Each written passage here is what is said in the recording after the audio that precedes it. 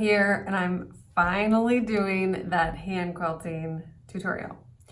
I'm recording this on my phone and I'm still trying to figure out where to look. I think the camera is right there, even though I want to look at myself, but it's right there. Okay, so if you see my eyes kind of veering off to the side, it's because I'm looking at myself and not you. Okay, so first I'm going to talk about supplies, and then I'm going to launch into how I pick my thread.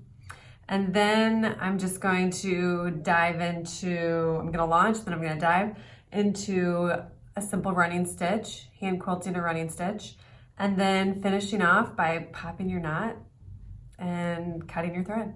It's really, really easy. So first, supplies. If you've been following me for a while on my blog, you know I love this leather thimble.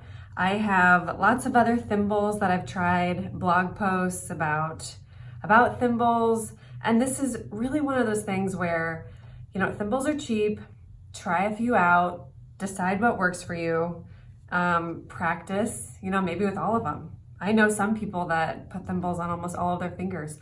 There are pads too. I've tried those pads and I think I'm a little bit too wild and reckless with my needle for the pad to work, because the pads are small. They just stick to your finger pads. And I was always missing the pad and hitting my skin, and it was like, why am I doing this? And then the pad would fall off. So try a few different needles, see what works for you. For me, I really like this leather one. If I get up really close, let's see, can you focus? Focus. You can see that leather does kind of get a little bit worn down. So every 6 months, or depending on how often I'm quilting, I get a new one. They're pretty cheap, you know, so it's not like a huge investment, a huge bummer when it goes south. But eventually you will probably poke a hole in this if you're really getting after it like I do. Okay, so we talked about thimbles. You're gonna want some kind of scissors. You can get snips, even just regular scissors work. I always use a needle threader. You can get these in big packs, cheap big packs. I've found that if you get the really cheap ones, like the 50 centers, they just break on you. So this is one by Clover. It has a needle threader on both sides. I think they're supposed to be different sizes maybe, I haven't noticed, but I'll show you how I use this to thread a needle.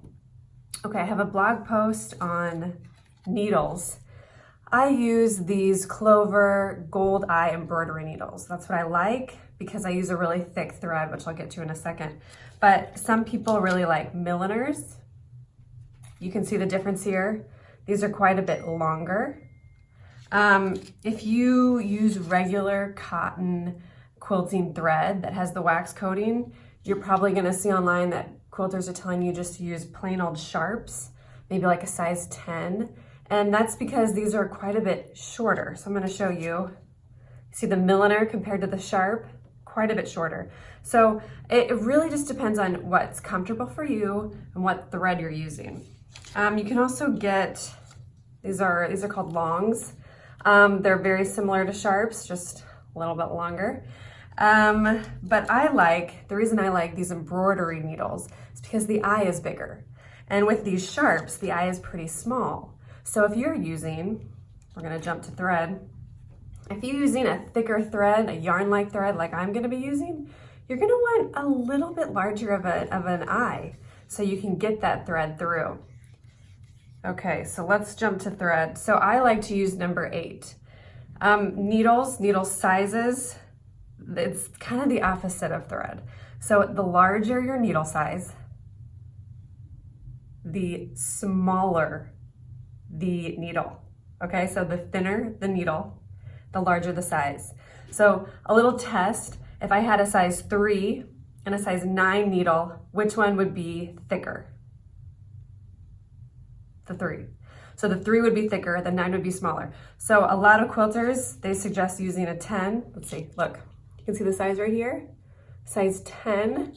They suggest using a 10, and that's assuming that you're using a pretty thin thread, maybe like a 40 weight thread. Well, I like to use 8. So with thread, the smaller you get, actually, just like a needle. Did I say opposite? Same, I meant same. Just like a needle, this is thicker. So it coincides with your needle. So if I'm gonna use a thicker thread, I'm probably gonna wanna use a smaller size needle, which is a bigger needle. Does that make sense?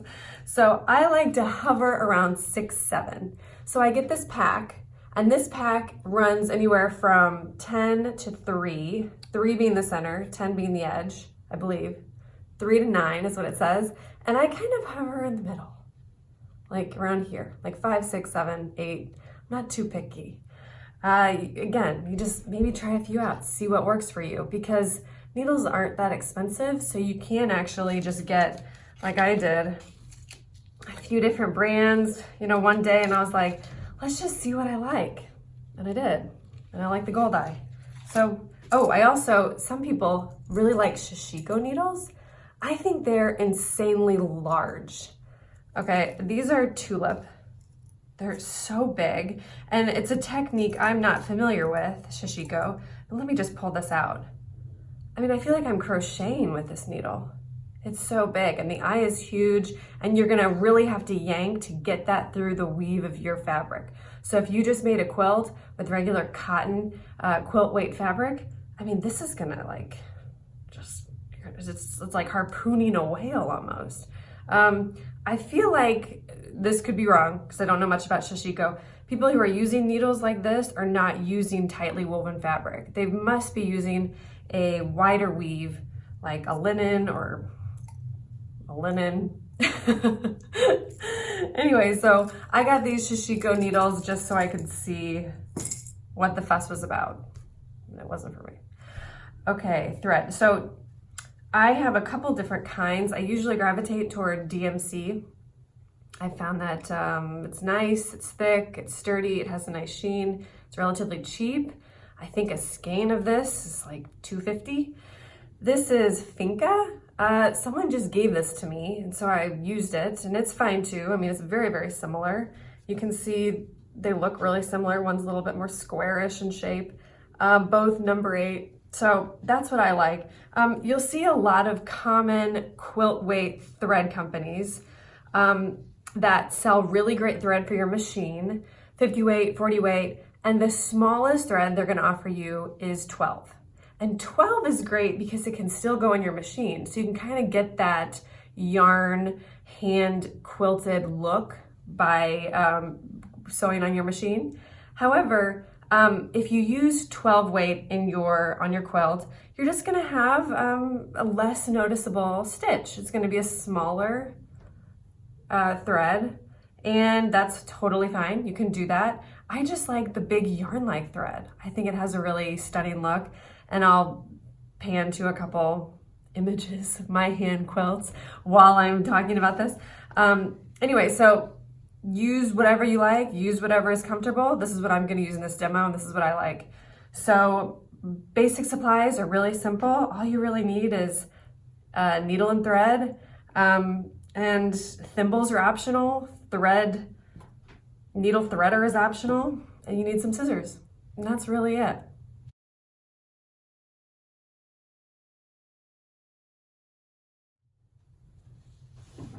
Hey, I let Scrappy in. So I pulled my phone down so you can see how I store my thread. I just store it in 2 bins, warm and cool.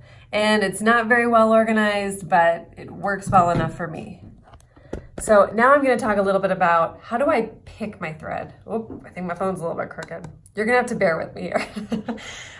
So I'm gonna bring you back down and kind of talk about my process in picking thread. Now, when I'm picking thread for machine quilting, my rule of thumb is I match my thread to the lightest color in my quilt.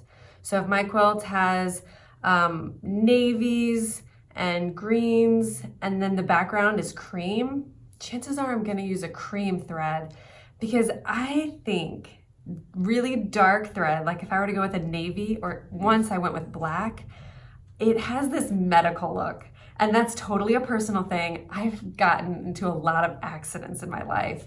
I've had a lot of stitches. And when I see black thread or dark thread, I immediately just think of Halloween and like all of the gashes I've had. I've had 22 stitches on my forehead. I've had stitches on my lip. I've had stitches on my legs. is pretty bad. My parents were a wreck raising me. Total wreck. Anyway, okay, so I'm gonna bring the camera back down and I'm gonna show you my process just in picking with hand quilting. Hand quilting, it's pretty similar, except because I'm doing more of this decorative stitch, I get a little bit more wild. I mean, it's kind of rare if I'm gonna be using black. I still feel like that's a little bit Halloween-y, which is fine on Halloween. But for this project, I'm definitely not gonna be going with a really dark color. So back down, we're deep diving. Okay, so this is my newest pattern called Sugar Pop, and it is dissected into, there's 4 triangle blocks, and I'm kind of playing with color. So I have cool on one side and then warm on the other. You can kind of see that. So I'm gonna do that very similar thing with my thread. I'm gonna play off of that cool and that warm. So I've already kind of picked out some of these threads. I have kind of this nice light aqua. I have another nice light baby blue. And then I have kind of this taupe color, which I actually don't think I'm gonna use. I also have this cream. I think that cream's really nice. I usually use a little bit of cream in all of my quilts, just because I think it looks really, really nice, especially on a dark fabric. See, here's where you're gonna say, Susie, aren't you kind of breaking your rule with the high contrast? See, I think light thread on dark fabric looks really nice. It's just the dark thread on the light fabric, I don't know, it gets me. It's totally a personal preference. Anyway, so you can see with my machine quilting, okay, if you can tell, this is a technique I really like to do. Hey, yeah, okay, you still with me? So what I really like to do is machine quilt in the ditch, or maybe just some very, very basic stitching. Here I used kind of an aqua color. And so this entire quilt could be finished. I don't need to do more, but I am just gonna do a little bit of decorative stitching just to give it kind of that homey heirloom quilt quality, which, you know, is wonderful, what we all love. But if I were to fully hand quilt this quilt, it would take me a while, you know, and I don't know, maybe you don't want to spend a while on a baby quilt or on every quilt. So if you want the look of hand quilting, but you don't want to spend the time, try what I do in a lot of cases, not always.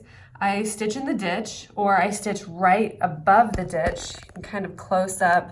Let's see here. You can see I stitch, instead of stitching in the ditch, I like my stitches to be seen because I always want people to see my work. And I stitch right above the ditch. So this whole quilt is already basted because it's already quilted. So now I'm just going to add some decorative stitching. I think I really like this blue, this light blue. You know, I could go kind of nuts and I could do something darker, but that's just not my style. I'm gonna keep it light, keep it kind of like a really nice accent that you see if you get up close. And also, you know, hand quilting makes quilts feel so yummy. I mean, I don't know if you've ever cuddled with a hand quilted quilt, but it's just fluffy and light, and it has a totally different feel to machine quilted quilts. And then what you get with this kind of loose stitch in the ditch and then the machine, the hand quilting, is you get a little bit of both. So it's not full-fledged, cozy comfort, a fully hand quilted quilt, but it's pretty close. And it's a fraction of the time. So just for this demo, I'm gonna be doing that. And now I'm gonna dive in. So in the next scene, I'm gonna show you how I thread a needle and how I knot a quilter's knot. Again, you can just double knot your thread, that's totally fine. But it is really fun to have like a little schnazzy trick. You know, like, oh, look how I fancy knot my thread. So I'm gonna show you that in the next scene. It's gonna be kind of an odd angle of just my hands. You ready? So I picked my thread. It's kind of this nice light blue. I'm gonna pick my needle. And like I said, I kind of go, you know, somewhere in the middle. Right. That's probably, let's see, this is 9, 8, it's probably a 7, probably. Okay, so now you can see my needle threader in action. You first thread that through the eye of the needle. And I recently chipped off a no chip manicure, so that's why my nails are looking kind of gross. And sometimes I lick my thread. Yep, just gonna give that a little lick-see.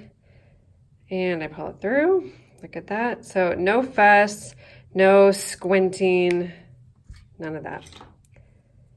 Okay, and now a lot of people think that I cut my thread too long. Well, you know, I don't like to pop my thread a ton of times if I can help it. So I usually measure on my quilts, how long do I need this to be? I'm not gonna do that here, but I am just gonna cut it. Here we go, and we'll just hope for the best. Okay, so here's that really fancy quilter's knot. You ready for this? So you can see that I have two sides to this thread, but they don't go all the way to the end because I'm just going to be running this thread with a single ply, I guess you would say. So I'm not going to be doubling it up. I'm not going to be doing two, like an embroidery floss kind of deal, just one. Okay, so I take the end. So I have 2 strands right here. I take the long end. That's going to be my knotted end.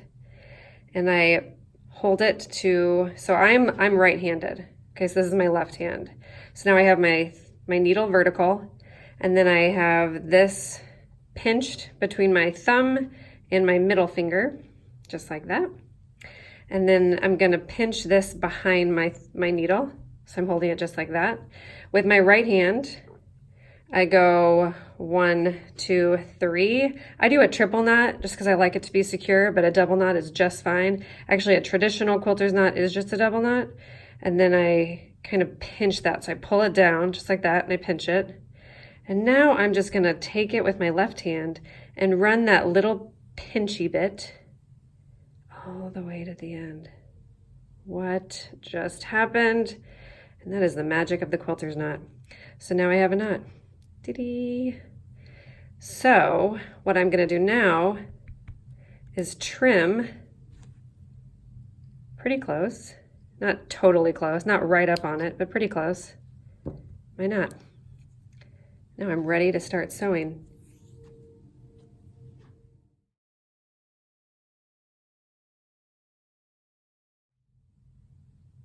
So one question I get when I do this technique of machine quilting a little bit and then doing some decorative hand quilting, one question I get is, should I finish it? Should I trim my quilt and bind my quilt and then do all of the hand quilting? And I say no. I say don't do that because you're going to be saving yourself a lot of time. A lot of times, you know, if I have an area like this, or you know, I won't trim. Do a running stitch all the way around, you can literally just start. You can just go in through that just one layer right here, and you can start sewing like that. You don't have to pop your thread like you would if you're going to be starting where it's already secured and closed. So I say, you know, save yourself that headache. Finish a quilt when it is finished, but until then, keep it unfinished. And I think it's going to be a lot easier for you. Okay, now next, before actually I start quilting, I'm going to show you how I like to mark a quilt. Okay, so I don't like to put any actual marks on the top layer of my fabric, just on that off chance that it doesn't wash out. So I use this thing called a Hera marker. The dull side of a butter knife will work just the same. This is just a fun notion to buy if you like to just buy quilty things. So my strips finished are 2 inches, and I'm just going to have a running stitch running all the way down the middle. So half of 2 is 1. I'm going to press relatively hard, and I'm going to make a crease. Do you see that? So I haven't made any marks on my quilt. I've just made a crease. And another question I get a lot is, well, how long do those creases actually hang out on your fabric? Do they last? And I've crumpled up these quilts. I've thrown these quilts in suitcases. I've packed them and they've been on airplanes, and we know how TSA is with packages. And these creases, they stick around. I mean, it's pretty crazy. You know, the fabric, especially if you use starch while you were sewing, it has a memory, and it remembers when you know, when you mark it. You know, if you've ever done some quilting and you hated it and you ripped it out, you know, your fabric kind of remembers those holes. It will go away, you know, if you do some scratching or if you wash it, it will definitely go away. But your fabric remembers. It kind of, you know, can kind of hold a grudge on you a little bit. Okay, so I've just marked, you can see that with my Hera marker. And now I'm going to show you, even though, like I said before, even though I could just go in through my batting layer and I could just start, I'm going to show you how I pop my knot. Because if I did need to start here, or if I did need to start in the middle of a quilt, that's something you're going to have to need to know. So about a 1/2 inch away from where I want to begin, I'm going to skim the surface, and I just skim it so that I'm not getting all the way through my 3rd layer, because I don't want those knots to show up on the back. I want it to be hidden in my batting layer. So I just skim that surface and I pop out right where I want to start sewing, which is right here. So I pull it through. You know what I'm missing? Oh my goodness, I felt that as I was pulling it through. La, la, la, la, la. I was missing my thimble. Okay, so obviously I don't want that knot. All you gotta do, yep, you hear that? Pop it. And I do a little one of these, little scratchy scratch, and that'll go away. Okay, so now we're ready to start, ready to rock and roll. That's gonna take some practice. So don't get annoyed if you pull too hard and it pops from here to here and out again. That happens sometimes. Let's just pretend like that did happen. Well, it's really stuck in there. You can see hand quilting. Another question I get, how secure is hand quilting? Well, it is very secure. That's not coming out. Okay, but if I did pop this clear out of both holes, you know what I would do? Is I would go through that same hole, because it's kind of wide now. It's been stretched out by my knot. But then I would just skip a little bit and I would go in just right here maybe, because that new hole will be thinner. So I'd pull a little bit less, I'd pull a little bit less, and then I would, you know, you figure it out. Okay, so now we're gonna start. We're ready to go. And I like to do this flat on a table. Some people use a hoop. I also do this kind of draped in my lap. That's something you can do as well. When you drape it off the edge of a table, it's actually really nice for that rocking motion. I can take my left hand and I can kind of, you know, hold it up like this. If you use a hoop, the reason I don't like to use a hoop is because you can't cover as much ground as quickly. You're constantly readjusting your hoop. It also really wrinkles up your quilt. So if you're doing it flat on a table, your stitches are going to look something like this, where you go in and you go out and you go in and you go out. And it is this really nice meditative thing where you're just going in and you're going out. Okay, so I've grabbed a handful of stitches. Now I'm going to pull it all the way through. And I am never, ever, ever, ever poking and pulling it and then poking. I'm never doing that, because look how even those stitches are on the back. They're exactly the same as my stitches on the front. And if you're poking all the way through and pulling it and then poking from the bottom, you're never going to get those even stitches because you're working blind. You can't see what you're doing. But here I can always see what I'm doing. So I've found that if you do it on a table, if you do it for hours and hours, sometimes just like this, you can scuff up this part of your table. Some people are worried about that. Let's say you have a really nice table. Well, you know what you can do? You can just slide your ruler right there. And I'm hitting that plastic ruler. It's actually a really nice slick edge. So that's pretty nice for me.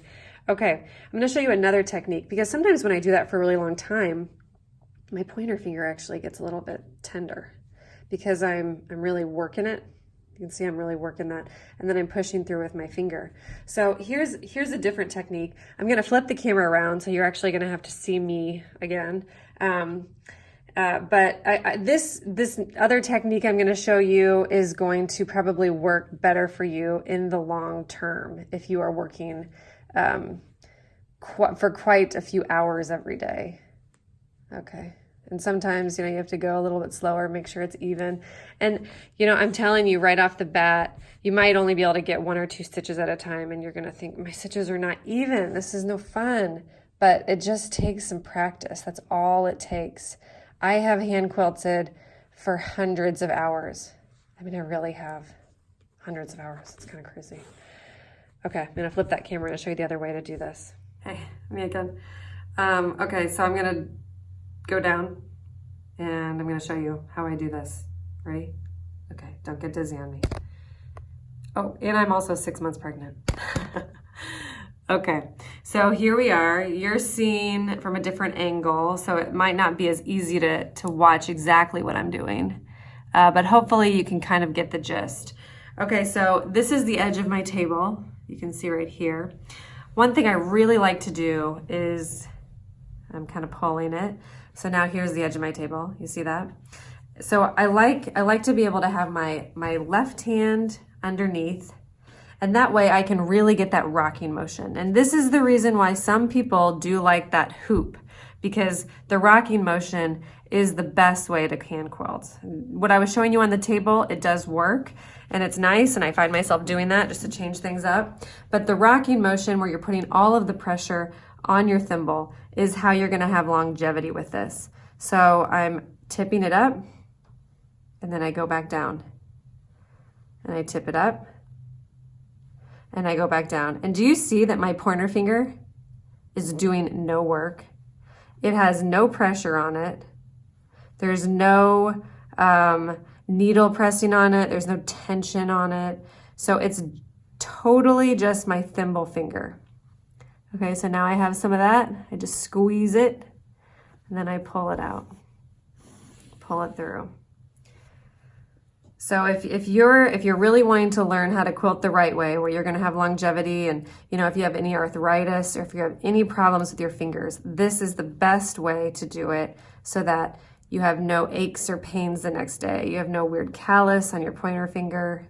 And this is also very similar to penmanship.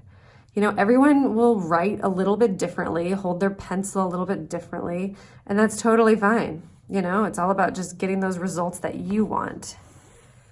Okay, so we've done some hand quilting. It's looking really nice. I'm going to show you how to finish and pop that knot. Okay, I'm going to flip the camera again so you can see it from my angle.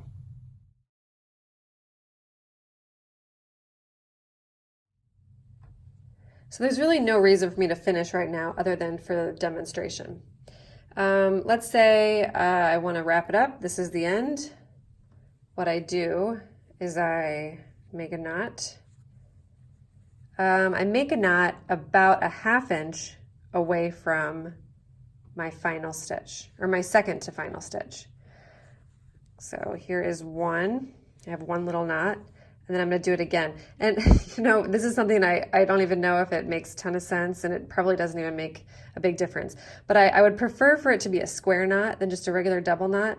So you can see that first time. And someone might laugh at me because maybe I'm just going the exact same way, just using my hands differently. I would go under in this way to do that first knot. Okay, the second one, I go under the other way with my other hand, because I want it to be a square knot, which is more secure than just a regular double knot. I don't know, guys. It's just something I read once, and I was like, yeah, I can just do that. Okay, so you can see, let's get right in there. That is roughly, we'll say it's actually more like 1 inch. Okay, so just pretty close. You don't want your knot hanging out way out here. And I'm going to show you why you don't want your knot hanging way out here, because you're going to get a loose stitch if you do that. Okay, so this is where my next stitch would be.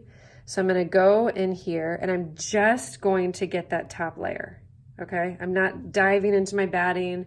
I'm not diving into the backing.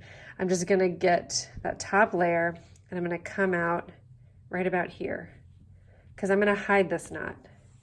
So I'm going to pull it through, and I need to pop it once again. There we go. Okay, let me tell you some things that I've done wrong. I've done a lot of things wrong. One thing I've done wrong is I have created a knot. You can kind of see my knot is under the fabric right here. I created a knot and then I didn't pull my needle through far enough. So the knot popped out right here. And it was like I had to pull it back in and then I had to kind of loosen my threads and I had to fiddle with it. So make sure that when you're doing that final stitch right here and you're going in, that you're really grabbing quite a bit of fabric and pulling your needle out relatively far away. So you don't make that mistake of popping your knot all the way through back to the top. Okay, so why did we make that knot relatively close, only about 1 inch long from your final stitch? Well, look at this. See, if I take my needle, if your knot was really far away, you could just keep going and pulling that up, and these stitches could get kind of loose. But what I like to do is after I have my knot in there, you can still kind of see that bump. I really kind of push it in and scratch it in so it gets locked into the batting. Because if your knot gets knotted into the batting, it's definitely not going to be getting loose up here, and it gets more secure. You know, all those fibers just get kind of knotted up. So the last thing to do, look at that. And now you can pop your knot and start again. Pretty fun. I hope you enjoyed that tutorial. I'm trying really hard to look into the side part of my phone. If you have any questions, you can ask me in the comments. I'm going to link to all of my supplies. I'm going to link to blog posts on basting a quilt, simple quilt patterns, let me think, batting. If you have any questions about batting, I'll link to that. So check out the comments on this YouTube video, but also make sure you check out the comments on the blog post, because I'm going to embed this video in a blog post with all of the information we just talked about. See ya, Scrappy, say bye. Bye.